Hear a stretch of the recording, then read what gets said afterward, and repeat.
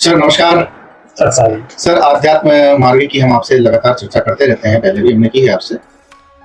हमारे आध्यात्म मार्ग में लगातार प्रश्न आपके सामने आते रहते हैं। जैसे आज का हमारा प्रश्न है कि सर मोक्ष क्या है?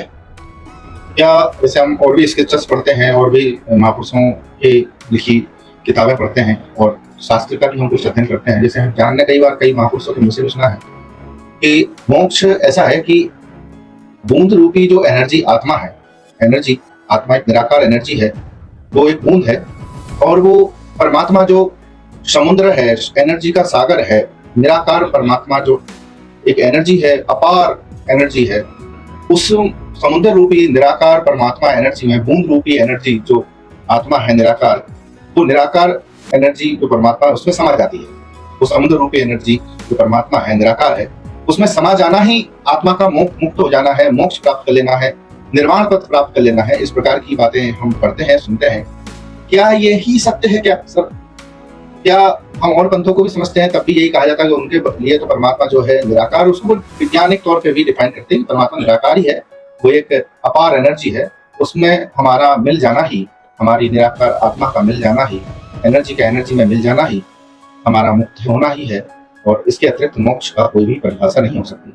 क्या यही फाइनल परिभाषा है सर? थोड़ा हम आपसे जानना चाहेंगे, आपके क्या विचार है शास्त्रोक्त प्रमाण से, किसी संत किसी महापुरुष की वाणी से, थोड़ा सा आप प्रमाणित भाषा से अपनी भाषा शैली से सिद्ध करें कि क्या है मोक्ष, हमारे जिज्ञासा को स्पष्ट करें। देखिएगा, बहुत अच्छा प्रश्न है और ये समझ लीजिए कि हर धर्म का तो पूरी पृथ्वी का बहुत बड़ा प्रश्न है। बिल्कुल, ये बहुत गहरा और बहुत बड़ा प्रश्न है कि ये शरीर जो आत्मा जो इस शरीर में है वो विलीन हो जाती है परमात्मा में, ये बहुत बड़ा प्रश्न है। तो हमारे गुरुजी कृपा से दास बताना चाहेगा कि ये जो आत्मा है और वो जो परमात्मा है, अब इसके विषय में आप ऐसे जानकारी नहीं दे सकते कि आपने एक आध पुस्तक उठाई है, उसकी एक लाइन पढ़ ली कहीं व्हाट्सएप पे, कहीं गूगल पे या किसी पुस्तक में, किसी के लेख में, और बोल दिया कि समुद्र में बूंद समा जाती है इसलिए आत्मा परमात्मा में विलीन हो।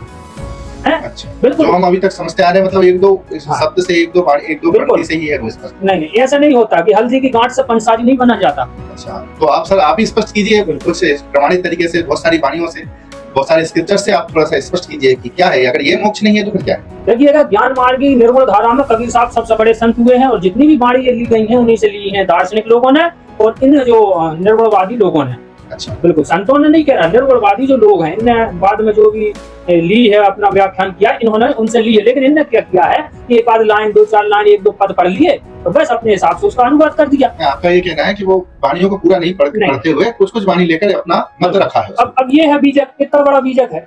अब ये देखिएगा, कबीर साहब की वाणी है, कबीर सागर है, बताइए यदि किसी ने इतना पूरा पढ़ा हो तो। अब ये देखिएगा, ये रविदास जी की वाणी है, इतना बड़ा पुस्तक है। ये है विदेशी लेखक जिसने कबीर साहब की रचनाओं को बताया है कि उन्होंने क्या किया है। ऐसा यदि किसी ने शोध किया है, इतनी बड़ी पुस्तकें यदि किसी ने पढ़ी हैं और उनका पूरा ज्ञान लिया है, तब तो उसकी मानी जाएगी कि नहीं भाई वो कुछ हद तक सही बोलेगा, ये चीजें बहुत सही बोलेगा। अब आपने एक लाइन ले लिया, बोल दिया गलत है। अब आपका आधार जानना चाहिए। जी जी बिल्कुल। अब जैसे कि आपने कहा कि पहले तो ये कहा कि वो परमात्मा निराकार है, तो कबीर साहब ने तो स्पष्ट किया है, देखिएगा कि ढूंढत ढूंढत ढूंढिया भयो तो गुना गुण और ढूंढत ढूंढत ना मिला हारी कहा वे चून है। आपने बिल्कुल, आपने तो अपने मन से ढूंढा, गुरु बनाया नहीं। गुरु बिन ज्ञान न उपजा, गुरु बिन मिटे न वेद, तो गुरु बिन कभी आपका भेद संग से मिटेगा ही नहीं। तो इसलिए इन्होंने कहा कि भाई आपने मन से ढूंढोगे, आपको समझ में नहीं आएगा, आपको सदगुरु बनाना पड़ेगा। और फिर वे चुने जब चुनिया उनका नूर निनार, और आखिर ताके बखत में किसका करोगे दीदार। यदि तुम कहते हो कि जो भगवान जिसने सारी सृष्टि बनाई है वो निराकार है, तो उसका तुम कैसे आखिर ताके बखत में दीदार करोगे? ये बात भी हमें थोड़ा सा लगती है सर कि सभी लोग भगवान के दर्शन करना चाहता है, परमात्मा को देखना चाहते हैं, अल्लाह खुदा ईश्वर को, गॉड को देखना चाहते हैं, और फिर कहते हैं कि वो तो निराकार सत्ता है। तो ये भी थोड़ा हमें सोचने में आता था और ये भी प्रश्न हमारे अंदर था कि वो निराकार है तो देखेंगे कैसे। ये भी बड़ा सही बात आपने रखी। सोई नूर दिल पाक है, सोई नूर पहचान, और जाके किए जब हुआ सो भी चुन क्यों जान। मतलब बेचून नहीं है, जिसके किए सारा संसार हुआ, कबीर साहब कह रहे हैं सोई नूर नीनार है, वो तो देखने लायक है, बड़ा सुंदर है, उस परमात्मा का रूप है। सोई नूर पहचान, उसको पहचानो तुम। अब आपको बताते हैं परमात्मा साकार है। आत्मा जो है, ये जो मरकर किसी चीज में, ऐसा नहीं कि ये शरीर मर के आत्मा बूंद समुद्र में होती। देखिए समुद्र में भी यदि आप मिलने की बात कर रहे हो है, तो समुद्र क्या निराकार है? बताइए, क्या बूंद निराकार है? भाई बाद में बूंद चलती है, समुद्र तो भी निराकार नहीं है, पूरा समुद्र साकार है। तो ऐसे वो परमात्मा साकार है और हम बूंद, मतलब हम उसके नूर हैं, इसमें कहा ना। सही बात है।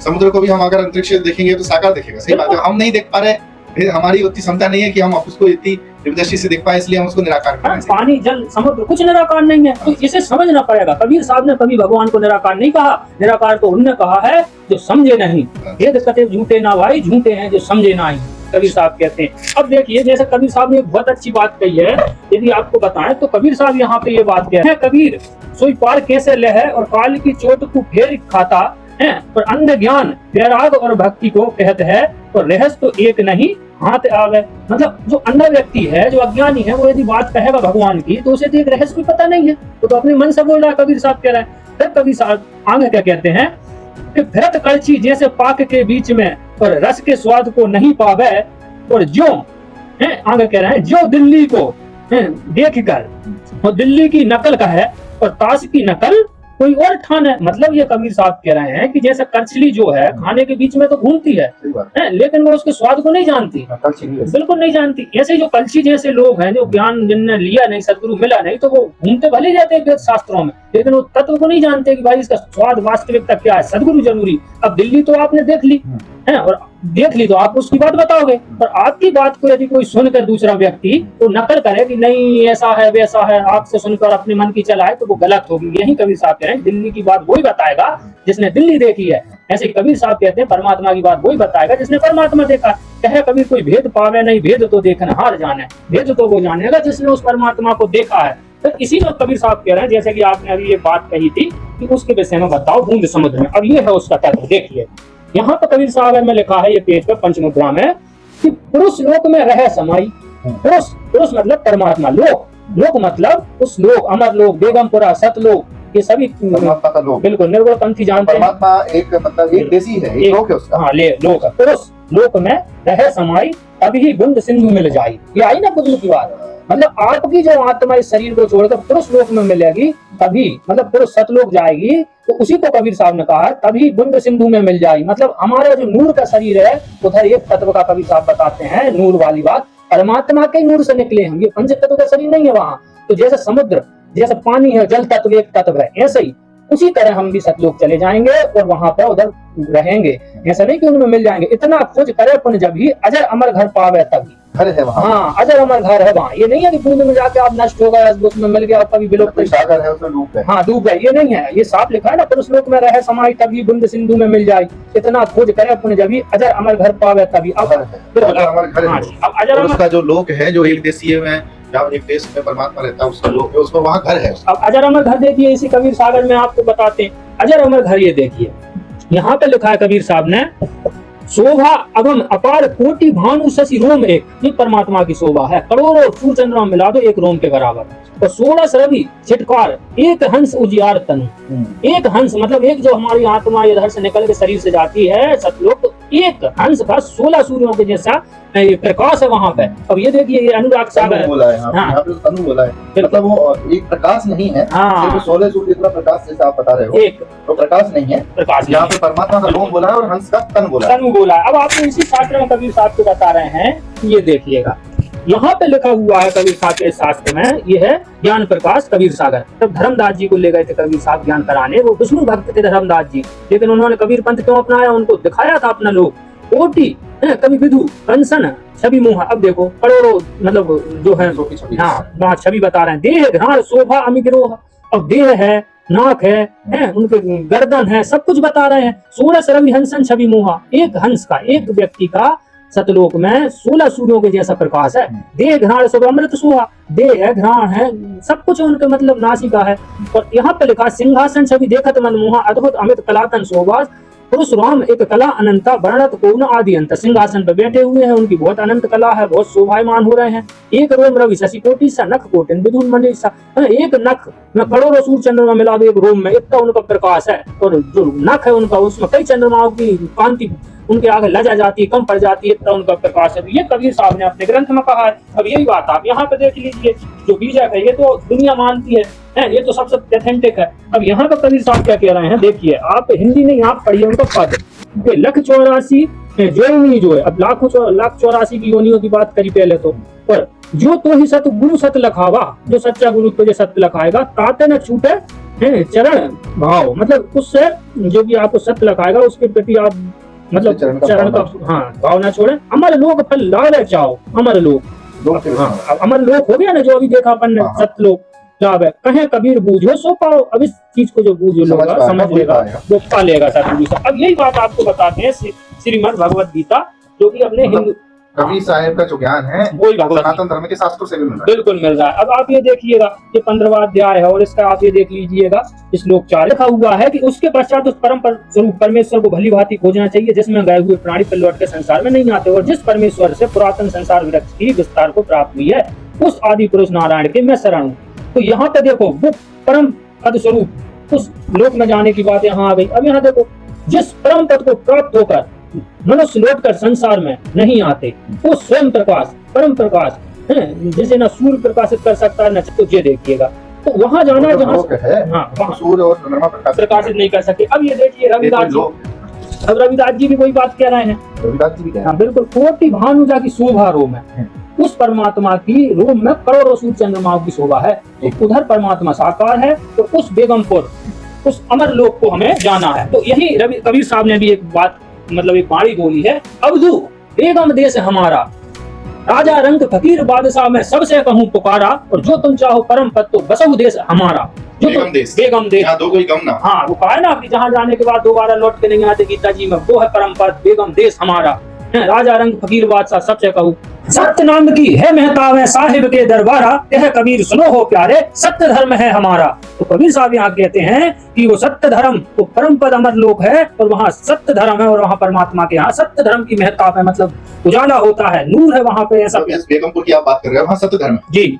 अच्छा, तो सर हम आपसे थोड़ा सा ये पूछना चाहते हैं, जैसे आपने बताया कि जो हंस है, जो आत्मा है, हंस आत्मा है, उसका सब तो आपने शरीर बताया, तन भी है, सूर्य सूर्य जितना उनका तन का प्रकाश है, उनके घृणा मतलब नाक है, उनकी गर्दन है, और माला भी डली है, जैसा आपने बताया। मगर सर बस हमारे पुरुष, वो जो परमात्मा का आपने जो विवरण दिया है, उनका एक रोम में करोड़ों सूर्य, बस रोम का ही जिक्र हमारे सामने आया है। तो हो सकता है रोम से कुछ और तात्पर्य निकल रहा हो, वो परमात्मा निराकार ही हो, वो लोक ही परमात्मा हो, ऐसा कुछ हो, या तो हमें ये स्पष्ट नहीं हो रहा कि परमात्मा साकार है। बिल्कुल सर, देखिएगा बीजक तो ये क्या है कि पीएचडी लेवल का ज्ञान है, और इसको क्या है कि जिसने वो बेसिक ज्ञान पढ़ लिया कबीर साहब का जो है, उसके बाद ये समझ में आएगी। अब इसमें अमर लोक, सतलोक, बेगमपुरा, ये जो लिखा है वो समझने के लिए, पढ़ने के बाद फिर ये अब ये बेस क्या है, कबीर सागर है। अच्छा। जी, 120 साल कबीर साहब रहे संसार में, 119 साल 5 महीने 27 दिन, तो कबीर साहब ने पूरा ज्ञान दिया है। ये नहीं कि बस बीजक अकेली लिखती और चले गए, ऐसा नहीं है, उन्होंने पूरा ज्ञान दिया है। ये तो बीजक क्या है, पीएचडी है, इसमें संकेत है, इसमें पूरा साल। अब ये देखिए कबीर सागर है, ये उन्हीं का धर्मदास जी को बताया था वो ज्ञान, जो विष्णु भक्त थे और उनको कबीर जी की भक्ति मिली। ज्ञान स्थिति हो, पृष्ठ नंबर ये क्या है, 83। अब यहाँ पे बताते हैं, हम में कहो तो ही सो ये चित करो विचार, कह कबीर पुरुष को यही रूप निज सार। अब ये रूप का वर्णन बता रहे हैं कबीर साहब धर्मदास जी को।